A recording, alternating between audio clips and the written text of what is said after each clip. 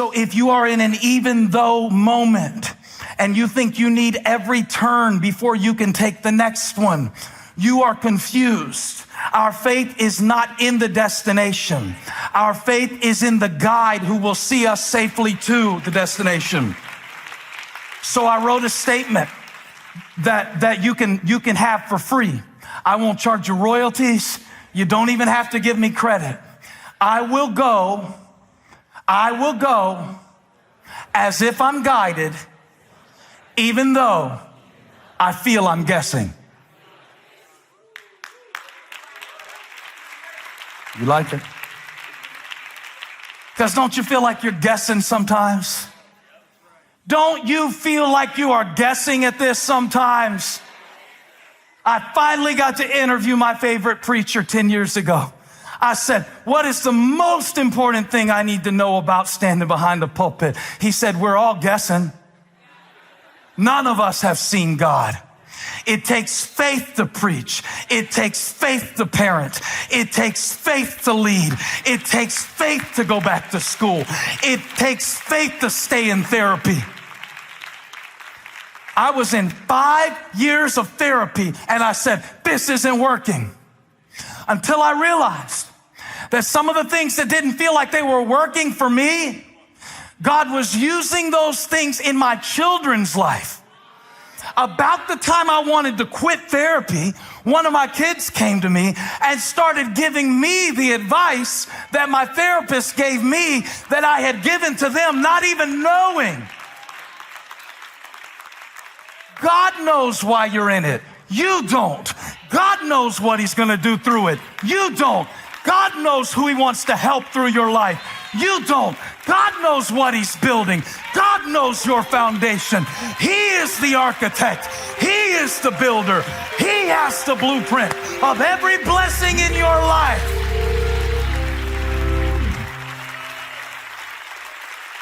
He has the purpose.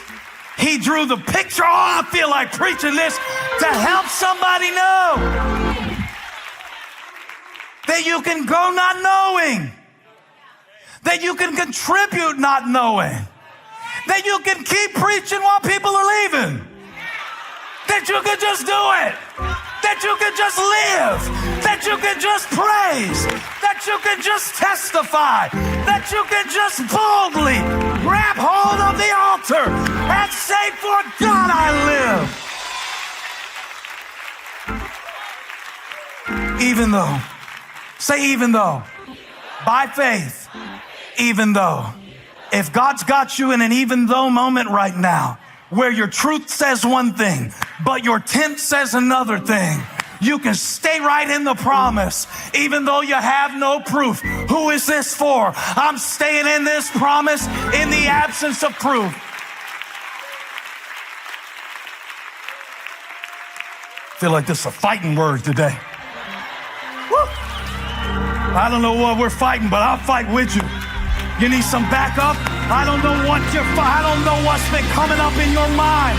I don't know what's been trying to drag you back down into it. I don't know what's been trying to take over your house, steal your joy, liquidate your peace, erode your confidence in God.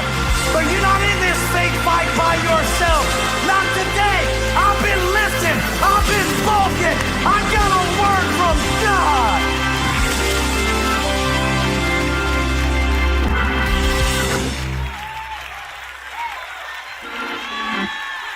Woo! Even though I walk through the valley of the shadow of death, I will fear no evil.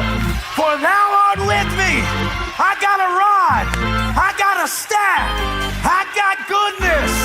I got mercy. And I will dwell in the house of the Lord forever.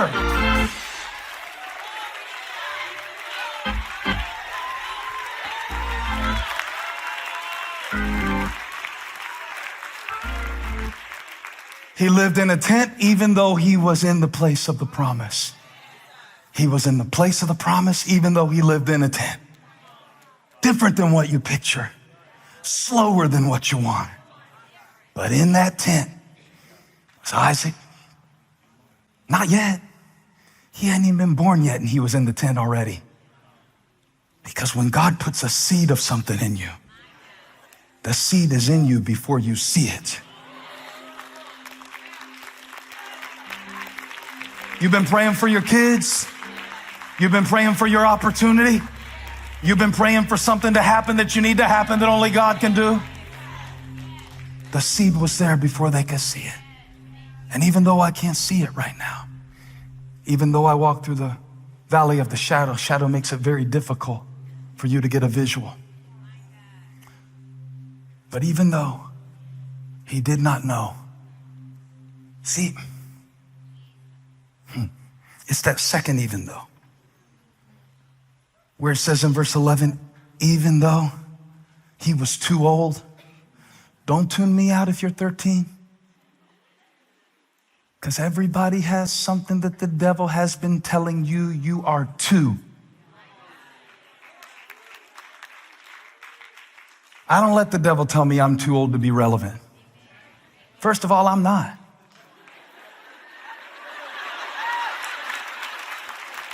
All right? Don't make me do it again. Yeah, we got it good the first time. Let's leave it there.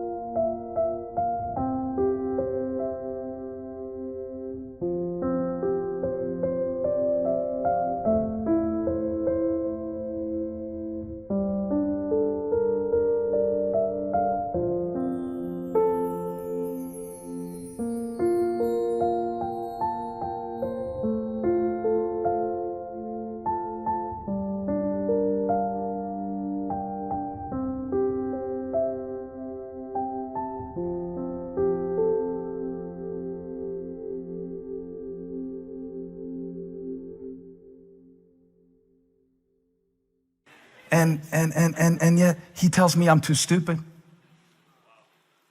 He tells me I'm too stupid. He tells me I'm too country. He does. He tells me I'm too weird.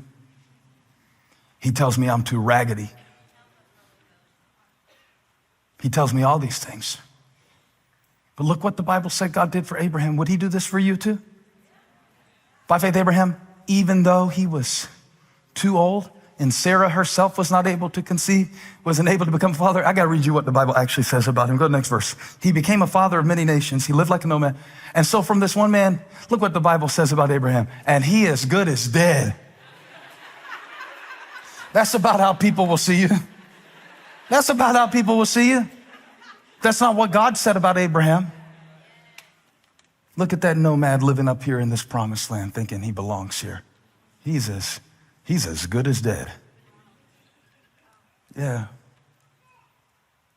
Next time somebody tries to limit you, because I've had people tell me that I was a poor Bible teacher. I've had people tell me that I was not cut out to be a pastor. I've had people tell me that I wouldn't be able to come up with a new sermon every week. All of that. And I wish I would have known this sermon to tell them at the time. God knows, you don't. You don't know? I don't even know. So God knows where you're going even though you don't. So follow him, step by step. God knows what he's given you even though you are too,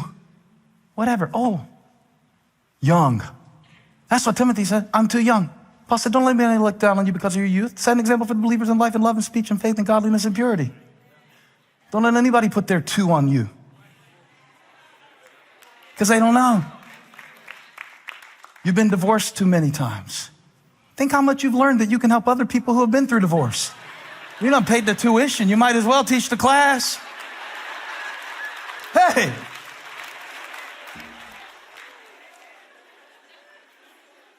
God knows. You don't. God knows. You don't. And even the passage that we don't like to preach a lot because it said that Abraham took his son Isaac and laid him down on the altar and he thought he was going to have to kill his only son even after waiting 25 years. That's how long it took between God spoke it and he saw it. We quit too quick. We have microwave mindsets and we serve a crock-pot God. So it might be slower than you wanted. But from this boy Isaac came the nations that would inhabit this very land that Abraham was living in. And I want you to see him on Mount Moriah. I want you to see him build the altar. I want you to see him lay his son Isaac on the altar, who he waited for a quarter a century of his life, a quarter of his life. He was 100 at that point. He waited this long, and yet at the moment that he thought he was going to have to give up what God promised him, there was a ram in the bush that he didn't know about. But God knew. And God knew the moment that the ram would need to be in the bush for Abraham to make the sacrifice.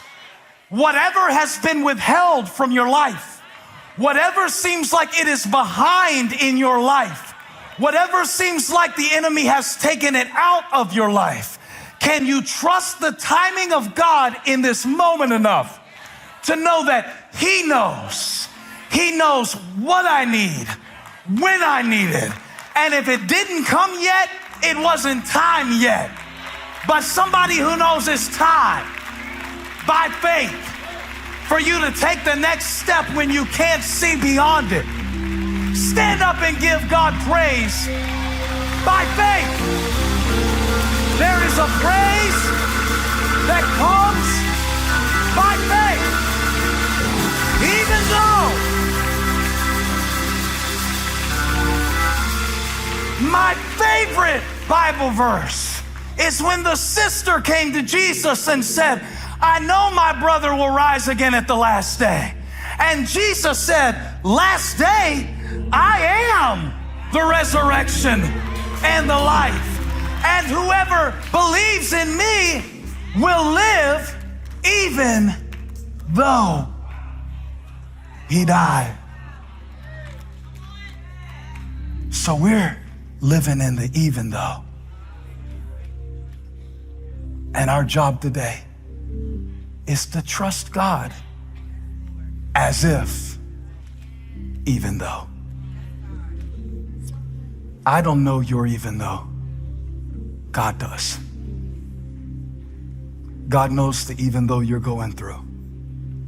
And I just want to encourage you today through a camera I never knew I'd be looking in, pastoring a church that I never saw, but God did, that he knows you don't. And I want to tell you about all the stuff you keep telling God for why you're not qualified, because you don't have the experience. God knows you don't, that you don't have the resources. God knows you don't, and that you don't have the background for that. God knows you don't, and that you don't feel like it right now. God knows you don't, and that you don't have the strength. God knows you don't, and that you don't know how to manage money. God knows you don't, and that you don't have any friends who will really listen to you. God knows you don't, and that you don't see a way through this right now. God knows you don't. But just because you can't see it does not mean he didn't speak it.